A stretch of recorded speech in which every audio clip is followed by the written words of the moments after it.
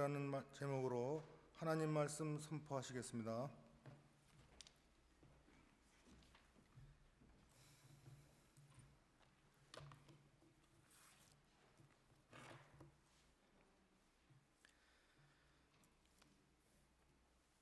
오늘 본문은 예수님의 공생의 초기에 제자들을 부르시는 그 시기의 일이었습니다. 게네사렛 호수라고로 불리는 이 갈릴리 바다는 바다처럼 넓은 호수입니다.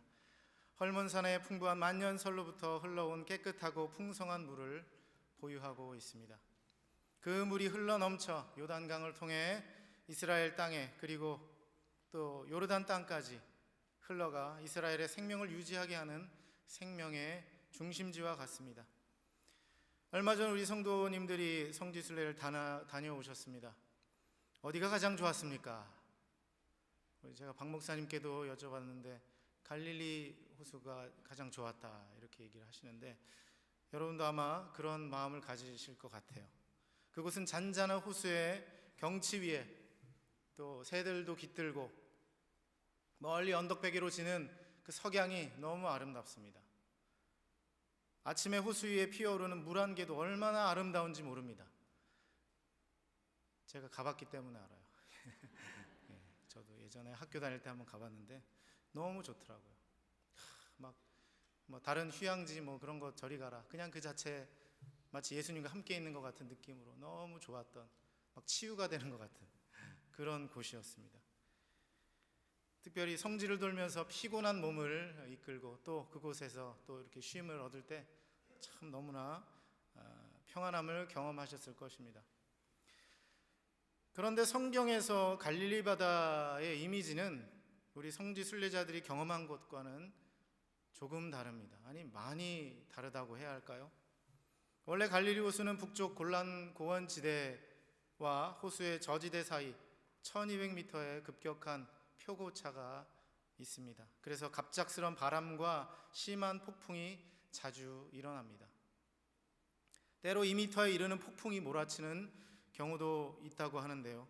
누가복음에는 기록되어 있지 않지만 마태, 마가, 요한복음에는 풍랑 속에서 제자들이 배 위로 걸어오시는 예수님의 이적 이야기가 기록되어 있습니다. 베드로는 예수님을 바라보고 자기도 풍랑 위로 걸어가려고 물 위를 걸어가는 사건이 기록되어 있습니다. 이처럼 갈릴리 바다는 잔잔하고 고요한 것이 아니라 풍랑이 일고 또 그곳에서 다양한 삶의 양상들이 벌어지는 참으로 치열한 삶의 자리, 바로 성경은 그렇게 갈릴리 호수를 기록하고 있습니다. 갈릴리 호수는 마치 우리의 인생을 설명하기 위한 영화 세트장과 같습니다. 관광 오는 사람들에게는 잔잔하고 석양이 찬란히 비추는 평온한 곳입니다. 하지만 그 안에서 살아가는 사람들에게는 치열한 삶의 무대이며 멜로 영화나 코미디 영화가 아닌 재난 영화처럼 생사의 기로에서 사투를 벌여야 하는 공간이 되고 맙니다. 우리 신앙인의 일에게 있어 매일의 삶이 이런 풍랑의 현장이 아닌가 생각합니다. 특히 오늘 우리 남선교회 헌신 예배로 하나님께 드리는데, 특별히 우리 남성분들에게 있어서 풍랑이란 이미지는 세상을 향해 도전하는 남성다움을 상징하기도 합니다. 세상의 세파를 온몸에 받으며 이겨나가는 그런 어떤 남성적인 이미지. 그러나 그 반대로 자신의 통제 범위를 넘어서서 벗어나서 인생 가운데 자신의 초라한 실존이 드러나는 자리가 바로 그 풍랑의 자리라는 것이죠. 초라하게 그 풍랑에 자기 몸을 맡기고 아무 일도 할 수 없는 무능력한 상태로 있어야만 하는 곳이 바로 그 풍랑이라는 것입니다. 현대그룹의 설립자인 고 정주영 회장의 자서전 시련은 있어도 실패는 없다. 이 자서전은 인생의 풍랑과의 사투를 잘 보여주고 있습니다. 참 많은 사람들에게 용기를 주고 도전을 주었던 책입니다. 이런 내용이 있습니다. 이것은 시련이지 실패가 아니다. 내가 실패라고 생각하지 않는 한 이것은 실패가 아니다. 나는 생명이 있는 한 실패는 없다고 생각한다. 결국 시련은 있지만 그 결과를 실패라고 규정짓지 않고 실패를 통해 배우고 성장하고 성공할 수 있다라는 것이죠. 인간적인 측면에서 굉장히 도전되고 또 힘이 나는 또 이런 책 제목이고 또 내용일 것 같습니다. 오늘 말씀에서 바로 이런 실패의 이야기, 베드로의 실패를 통해 우리는 뭔가를 배우게 될 것입니다. 베드로는 우리가 잘 알듯이 갈릴리 호수에서 잔뼈가 굵은 어부였습니다. 바다처럼 큰 호수이긴 하지만 수십 년을 고기잡이한 전문가 입장에서 볼 때 베드로에게 갈릴리 호수는 손바닥 보듯이 속속들이 잘 알 수 있는 그런 곳이었습니다. 어느 때 어디에 고기가 많이 있고 어느 때 가면 고기는 잡을 수 없다, 이런 많은 정보들, 베드로가 가진 것뿐만 아니라 베드로의 동료들 또 베드로의 부모님으로부터 얻게 된 그런 갈릴리에 대한 정보들로 인해서 갈릴리는 풍랑 빼고는 그렇게 어려운 상대는 아니었던 것 같습니다. 그런데 이날은 이상한 날이었습니다. 밤새도록 그물을 던져도 도통 고기를 잡을 수 없었어요. 그물을 내렸다 거두기를 수십 차례 했지만 아무런 소용이 없었다는 것이죠. 우리의 인생의 무대인 갈릴리 호수에서 물고기를 잡을 수 없던 베드로, 바로 우리 인간의 모습을 대변하고 있습니다. 성경은 우리에게 베드로를 통해서 우리의 모습을 바라보라고 말씀하고 있습니다. 이 세상에서는 내가 전문가이다, 내가 이 분야에는 전문가다, 세상은 다 내 것이다, 내가 무엇인가 열심히 하면 다 이룰 수 있다, 내가 뭐든 할 수 있다, 이렇게 생각하면서 살아가고 있는 우리 인간의 모습과 다를 바가 없습니다. 그 가운데 시련은 분명히 있죠. 때로 실패도 있습니다. 그러나 시련은 있어도 실패는 없다라고 이야기한 그 책 제목처럼 실패를 거듭한다고 해서 꼭 성공에 이르는 것은 아니라는 것이죠. 정주영 회장 정도 성공을 거두었으니 그 이전의 실패는 모두 실패가 아니다라고 혹시 나중에 그렇게 말할 수 있을까요? 그런데 우리 같은 평범한 사람들에게 실패는 그냥 실패일 뿐입니다. 그 이상도 그 이하도 없습니다. 요즘엔 이 단어를 영어 단어로 표현을 해서 루저, 실패자가 아니라 루저라는 표현을 많이 씁니다. 이거는 실패자보다 조금 더 센 표현 같아요. 루저, 완전히 끝장난 인생, 아무것도 할 수 없는 인생, 그런 표현을 요즘에 그런 느낌으로 이 루저라는 표현을 쓰기도 합니다. 그렇다고 해서 여러분, 누가 고기를 잡기 위해서 노력하지 않는 사람이 있습니까? 누가 실패하기 위해서 애쓰는 사람이 있습니까? 성공을 위해 무던히도 우리는 노력을 합니다. 그러나 누군가는 실패할 수밖에 없습니다. 다들 시험에서 1등 하고 싶지만 누가 2등을 해야지 내가 1등을 할 수 있다는 거 아닙니까? 그런 세상의 원리 속에서 성공을 하는 사람들은 사실 그리 많지는 않습니다. 베드로도 역시 자신의 주요 활동 무대인 갈릴리 호수에서 결국에 실패했습니다. 인생은 관광이 아니라 삶의 터전으로 갈릴리 호수에서 치열하게 고기 잡는 것과 다를 바 없습니다. 우리는 이런 의문을 품게 됩니다.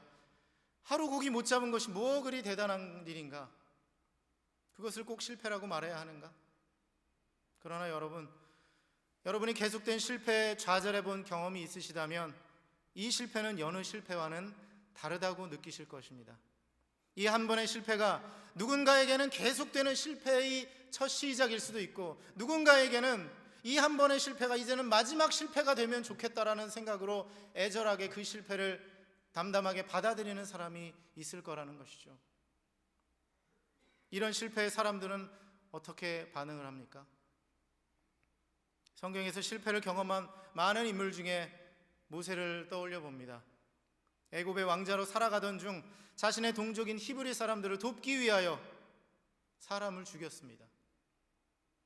그 자체는 잘못됐지만 그래도 자신은 선한 일을 하기 위해서, 동족을 돕기 위해서 했던 그 선택이 나중에 자신의 동족인 히브리 사람들로부터 버림을 받게 되었습니다. 왕자로서 충분히 내가 할 수 있다, 내가 도울 수 있다라고 생각했던 그 상황에서 모세는 철저하게 실패했습니다. 그리고 버림까지도 받았습니다. 그 이후에 모세는 미디안 광야로 도망쳤습니다.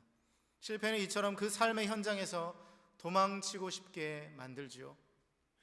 특히 우리 남자에게 있어서 실패는 참으로 견디기 어려운 것입니다. 결혼 전에는 남자라는 자존심 때문에 큰 상처로 남고, 결혼한 이후에는 한 가정의 가장으로서 실패하면 안 된다라는 그런 위기의식을 가지고 성공하려고 아둥바둥하고 있는 우리 남자들을 바라보게 됩니다. 그렇게 우리는 크든 작든 실패를 경험하고 살아가고 있습니다. 그때마다 모세처럼 도망칠 수는 없지요. 하나님은 모세를 사용하시기로 작정하셨기 때문에 40년의 광야 생활을 기다리셨습니다. 그리고 끝내는 그 시간이 지난 이후에 모세를 부르셔서 그를 사용하셨습니다. 하나님을 피할 수는 없지만 하나님은 그 40년의 기간 동안에 모세를 위하여 침묵해 주셨습니다. 이제는 성령께서 우리와 함께 하십니다. 우리가 하나님을 여전히 피할 수는 없죠. 성령께서 함께 하시기 때문입니다.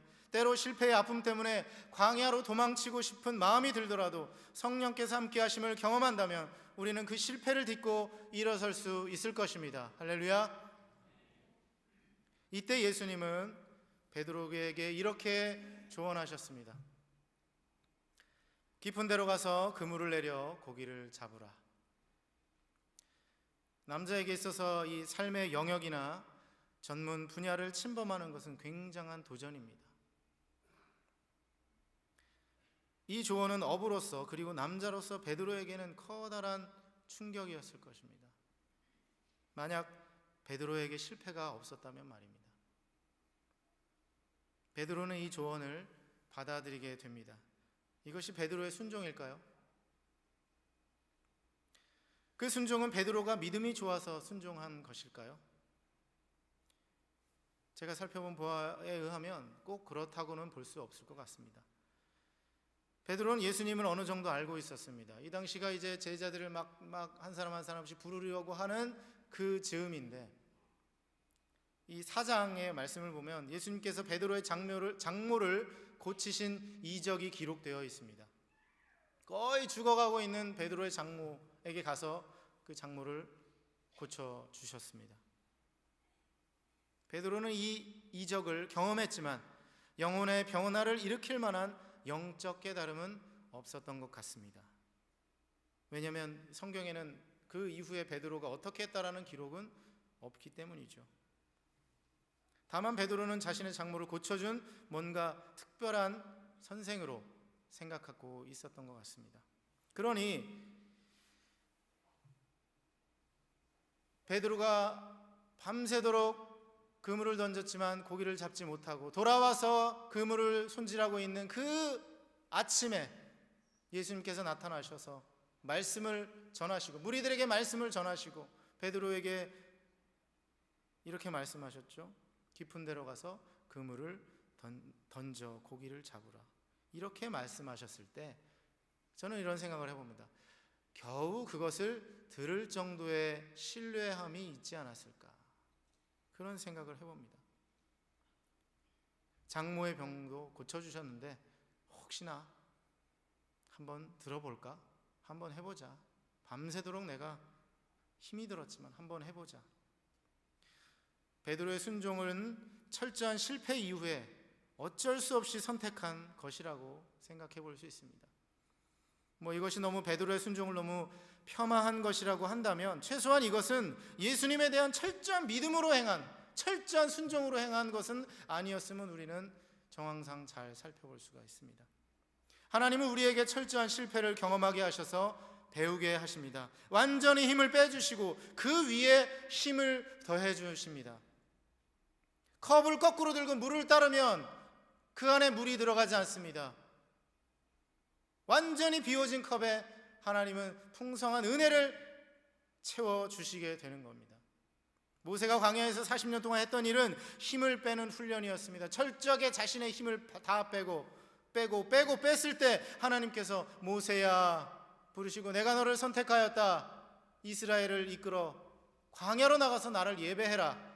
그렇게 하나님께서는 모세를 부르셨습니다. 완전히 힘이 빠졌을 때 하나님께서 부르셔서 이스라엘을 이끄는 위대한 지도자로 세워주신 것입니다. 여러분, 실패는 우리 성도의 힘을 빼시려는 하나님의 계획인 줄 믿으시기 바랍니다. 베드로처럼 자신의 전문 분야에서, 오랫동안 경험한 분야에서, 평생 살아온 가정에서, 봉사하고 예배한 그 교회에서 여전히 힘이 들어가고 있다면 하나님은 실패를 주시고 힘을 빼주실 것입니다. 특별히 남자에게 있어서 힘을 뺀다는 것은 자존심이 무너지는 것 같고, 때로 가장으로서 권위가 무너지는 것 같습니다. 실패 안 하면 좋겠어요. 실패 이야기를 할 수가 없어요. 교회 안에서도 마찬가지예요. 실패 이야기를 잘 안 하려고 하죠. 제가 청년부 사역을 하면서도 기도 제목을 서로 나눠요. 기도 제목이 뭐니? 그냥 부모님 건강이요. 제가 원한다기보다는 제가 바라는 기도 제목은 뭘까요? 실패한 이야기거든요. 그래서 함께 마음을 아파하면 함께 기도하고 마음 쓰고, 그 실패로 인해서 서로가 하나 되는 그런 경험을 하고 싶어서 물어보는 것이 기도쟁이 묘목이 뭐냐.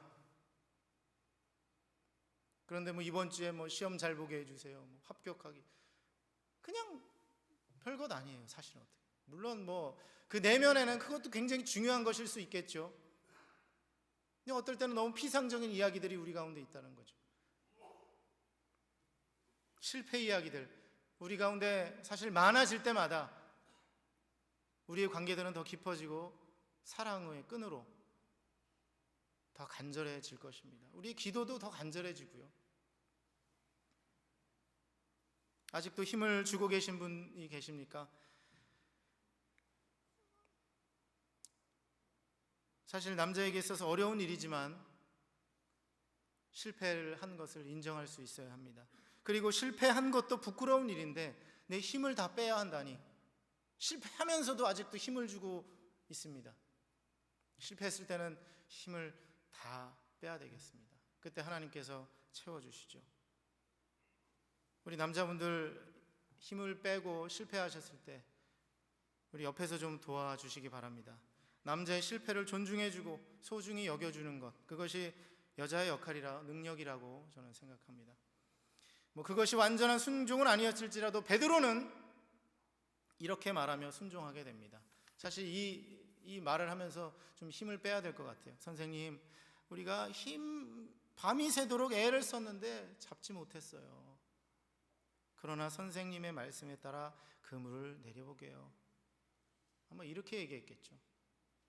지금까지 해석은 어땠습니까? 선생님, 우리가 밤이 맞도록 애썼지만 그 말씀에 순종하여 제가 나가서 던져보겠습니다. 이건 아닌 것 같아요. 아무리 봐도 그 실패하고 나서의 그런 간절한 마음으로 그렇죠? 그러면서 그렇게 말했을 것입니다. 아마 동료는 또 이렇게 말했을지 몰라요. 베드로, 당신 잘못 먹었어? 아니, 고기 잡을 전문가인 우리도 잘 모르는데, 아니 비전문가, 문외 아닌 이 샌님 같은 저 사람의 말을 어떻게 듣느냐 말이야. 아니야, 오늘 저 그물 그냥 정리하고 접읍시다. 그래도 감사한 거는 베드로에게 그물을 들고 그물을 들고 배를 저어 나가려고 하는 믿음은 있었다는 거예요. 거기까지의 믿음이 있었다는 것이에요. 그것이 얼마나 감사한지요.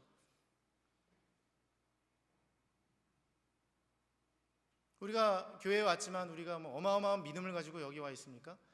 그렇지 않습니다. 겨우 교회에 나올 정도의 믿음, 또 겨우 어느 정도 봉사할 정도의 믿음을 가지고 여기 나와서 우리가 함께하고 있지 않습니까? 근데 우리가 그 가운데 살 일은 뭡니까? 그 믿음이 겨우가 아니라 충분한 믿음으로, 넉넉히 이기는 믿음으로 나아가기를 간절히 바라고 함께 예배하고 함께 돕고 기도하는, 바로 이것이 하나님의 공동체가 아니겠습니까? 베드로는 잠잠히 그물을 배에 싣고 깊은 곳으로 나갔습니다. 깊은 곳, 얕은 곳, 이곳저곳 다 그물을 던졌지만 실패했던 자리가 바로 그곳입니다. 다시 한번 그물을 던졌을 때 예수님은 물고기를 움직여 주셨습니다. 아마 그 전 밤에는 예수님께서 이미 아시고 물고기를 다 피하게 하셨을 것 같아요. 그러나 이제는 물고기들아, 이제 다 와라. 여기 그물이 있다. 다 퐁당 들어와. 퐁당.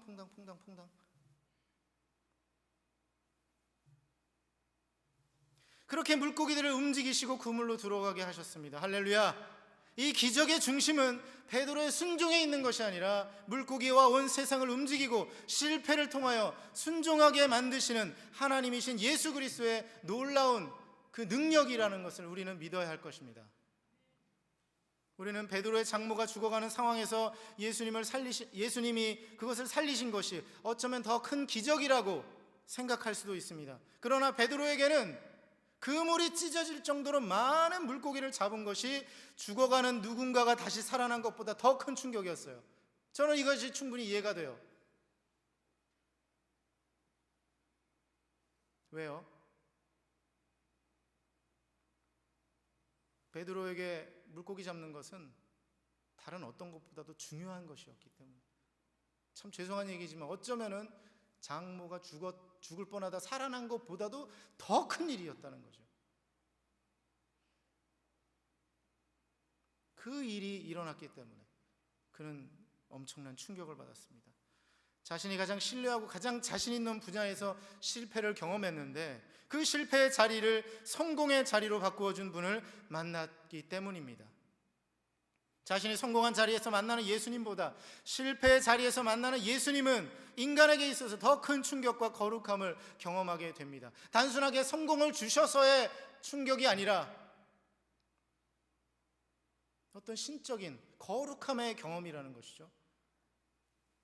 주님은 바다를 잠잠케 하시고 바다의 물고기를 움직이는 분이십니다. 실패하게 하셔서 인간의 교만함을 꺾으시는 분이십니다. 그리고 순종하게 하시는 분이십니다. 실패한 자리에서 만족함, 충만함을 주시는 자리입니다. 자신의 고깃배가 가득 찬 것처럼 영혼을 충만하게 채워주시는 분, 바로 베드로는 그 예수님을 만났던 것입니다. 그래서 베드로는 예수님에게 초월적인 힘, 영적인 거룩함을 깨닫게 되었습니다. 자신의 존재를 뿌리채 흔들어 놓는 변화가 일어났던 것이죠. 베드로는 예수님 앞에 달려갔습니다. 무릎을 꿇고 이렇게 말했습니다. 주여 나를 떠나소서, 나는 죄인이로소이다. 지금까지 베드로는 인간적으로 반응하여 순종했지만 이제는 영적이고 거룩한 존재를 향한 온전한 순종으로 변화되었습니다. 하나님과의 만남의 체험을 한 것이죠. 그것도 장모의 병을 고쳤을 때 잠깐 만났고 자기의 영혼에 흔들림이 없던 그 만남이 아니라 이제는 완전히 자신의 존재가 변화되고 자신의 영적인 상태가 변화되는 완전한 변화를 경험하는 하나님과의 만남, 바로 이 순간이 이루어졌던 것입니다. 그 하나님의 존재를 깨닫고 나니까 어떤 마음이 듭니까? 아, 나는 죄인이구나. 우리는 어쩌면 이것을 읽을 때 왜 갑자기 뭐 죄인 얘기가 나오지? 열심히 잡았으면 주님 감사합니다. 이것 가지고 제가 열심히 해서 주님을 섬기겠습니다. 뭐 이 정도 해야 되는데 왜 죄인입니다라는 고백이 나올까요? 바로 그것은 하나님의 거룩함을 경험한 인간의 본연의 반응이라는 것입니다. 이런 반응이 나오는 것이 인간의 원래의 모습이라는 것이죠. 우리는 베드로의 실패 속에서 하나님께 감사할 것을 생각해 봅니다. 베드로의 실패는 인생 전체의 실패가 아니어서 너무나 감사한 것입니다. 아까도 잠깐 나눠봤지만 뭐 하루 그렇게 실패한 것이 대단한 거냐? 맞습니다. 대단한 건 아닙니다. 그 별거 아니라고 생각하면 됩니다. 다음날 또 잡지. 그래도 됩니다. 그러나 베드로에게 이 실패 별것이 아니었죠. 왜냐하면 그 실패 가운데 하나님의 말씀, 예수 그리스도의 말씀이 그 안에 들어갔기 때문이라는 것이죠. 할렐루야. 우리 실패 가운데 예수님의 말씀을 채울 수 있길 바랍니다. 실패 속에서 우리 인간의 힘을 자꾸 채우면 계속해서 실패할 수밖에 없습니다. 하나님의 말씀 채우고 그리스도의 삶을 채우고 그리스도의 행적을 채우고 그때 그 실패는 성공의 자리로 변화될 것입니다. 시편 37편 24절에 그는 넘어지나 아주 엎드러지지 아니함은 여호와께서 그의 손으로 붙드심이로다. 할렐루야. 한 번의 실패 있을 수 있습니다. 그러나 아주 엎드러지지 않는 것은 하나님께서 우리를 붙들고 계시다는 것이죠. 여러분 각자 한 명 한 명의 손을 붙들고 계신다는 것입니다. 하나님은 손이 너무 많으세요. 그래서 다 붙잡을 수 있으세요. 하나님 저는 안 붙잡으시는군요가 아닙니다. 다 붙잡고 계십니다. 그 하나님의 손을 느끼시고 깨달으시고 주님 앞에 나갈 수 있길 주님의 이름으로 축원합니다. 혼자 밤새도록 고기를 잡을 때는 마치 하나님께서 안 계시는 것 같아요. 실제로 그 자리에 예수님이 안 계셨죠. 모세가 광야에 있었던 40년에도 외로운 실패의 세월이라고 생각할 수 있습니다. 누구도 나를 돕지 않은 것 같은 외로운 싸움입니다. 그러나 실패가 모세를 모세되게 했고, 또 그 실패가 베드로를 육신을 위한 어부가 아닌 영혼을 구원하는 어부가 되게 한 것입니다. 베드로도 나중에 이렇게 고백할 것입니다. 시련은 있지만 실패는 없다. 이 말은 나중에 결국엔 성공한 사람들이나 쓰는 거잖아요. 그렇죠? 근데 우리에게도 지금 실패는 있지만 나중에 분명히 그리스도께서 성공하실 것을 알기 때문에 우리의 실패를 실패로 여기지 않고, 시련은 있고 실패는 하지만 나는 그건 실패라고 생각하지 않는다라고 고백하는 것, 바로 이것이 믿음의 고백인 줄 믿습니다. 나중에 지나보면 그것은 실패가 아닌 것이죠. 여전히 하나님께서 우리의 손을 붙잡고 있기 때문에 하나님께서 땡기실 때 어이쿠 하면서 올라가면 되고요, 뭐 또 침묵하고 계시면 하나님 하고 당기면 되잖아요. 그렇죠? 그러면 어때요? 벌떡 일어나죠. 하나님께서 손을 놓으실까요? 야, 너는 좀 버겁다, 살 좀 빼고 당겨라. 아니시라는 거죠. 어떤 편이든지 분명한 것은 우리가 하나님과 지금 손을 맞잡고 있다는 것이 아니겠습니까? 요즘 뭐 살기 쉽지 않은 시기입니다. 뭐 계속 그렇죠. 뭐 몇 년째 그 얘기를 하는 것 같아요. 크고 작은 실패를 많이 경험하는 시기입니다. 저도 뭐 최근에 개인적인 실패들을 많이 경험했는데요. 여러분, 많이 힘드실 때 우리가 함께 모여 기도하고, 또 하나님께서 우리의 손을 붙잡고 계심을 우리는 좀 함께 또 경험했으면 좋겠습니다. 너무 힘드신 분들은 오히려 이 자리에 있지도 않으신 분들이 계실 것 같아요. 근데 반대죠. 힘들 때마다 이 자리에 와서 하나님의 손을 좀 찾고 그 손을 좀 당겨야 되잖아요. 그렇죠? 세상 속에 나가면 발견하기가 쉽지가 않아요. 안 계시는 건 아니지만 몸은 도망가지 않지만 또 마음이 도망가고 싶을 때도 많이 있습니다. 그러나 그 실패가 하나님의 계획임을 믿으시기 바랍니다. 고기 잡으러 혼자 가면 베드로처럼 실패하지만 말씀에 순종하여 말씀과 함께 나가면 그 자리는 성공의 자리가 되는 줄 믿습니다. 그리고 하나님께서는 마침내 나는 죄인이로소이다 라는 고백이 터져 나올 때까지 우리에게 실패를 허락하실 것입니다. 사랑하는 성도 여러분, 작은 실패에 빨리 고백하고 물고기 잡으러 깊은 바다로 나가야 할 것입니다. 또 압니까? 베드로처럼 만선의 기쁨을 우리에게 더해 주실지 기도하겠습니다. 하나님 아버지, 세상을 바라보면서 실패와 성공을 이야기하는데 우리의 삶은 어떠합니까? 하나님께서 우리에게 영원한 성공을 주셨는데도 여전히 우리는 우리의 눈앞만 바라보며 실패했다 좌절하고 낙심하며 하나님의 말씀에 귀를 기울이지 않을 때가 얼마나 많이 있습니까?